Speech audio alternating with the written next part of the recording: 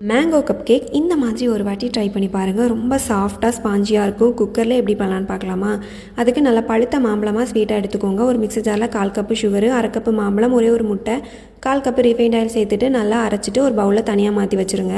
இது கூடவே 1 டீஸ்பூன் அளவுக்கு வெனிலா எசன்ஸ் சேர்த்துக்கோங்க. 1/2 கப்பு மைதா, 1/2 டீஸ்பூன் அளவுக்கு baking powder, 1/4 teaspoon baking soda சேர்த்துட்டு நல்லா மிக்ஸ் பண்ணுங்கள். தேவைப்பட்டால் மட்டும் கொஞ்சமாக தண்ணி சேர்த்துட்டு நல்லா மிக்ஸ் பண்ணி தனியாக எடுத்து வச்சுருங்க. உங்ககிட்ட கப் கேக்கோட மோல்டு இருந்தால் இதில் செட் பண்ணலாம். இல்லாட்டி குட்டி குட்டி கப்பில் கொஞ்சமாக பட்டர் தடவிட்டு மைதாவை டஸ்ட் பண்ணி இந்த மாதிரி 1/2 கப்பு ஊற்றி வச்சுக்கோங்க. தேவைப்பட்டால் கொஞ்சமாக கார்னிஷுக்கு டூட்டி ஃப்ரூட்டி மேலே சேர்த்துக்கோங்க. ஒரு குக்கரில் கொஞ்சமாக உப்பு சேர்த்துட்டு ஒரு ஸ்டாண்டு வச்சுட்டு 15 நிமிஷம் ப்ரீஹீட் பண்ணுங்கள். அதுக்கப்புறம் கேக்கை உள்ளே வச்சு ஒரு 25 நிமிஷத்துலேருந்து 45 நிமிஷம் வரை லோ ஃப்ளேம்லேயே குக் பண்ணிங்கன்னா ஒரு சூப்பரான கேக் ரெடி. ரொம்ப டேஸ்டியாக இருக்கும். கண்டிப்பாக வீடியோ சேவ் பண்ணி வச்சுட்டு ட்ரை பண்ணி பாருங்கள். என்ஜாய் பண்ணுங்கள்.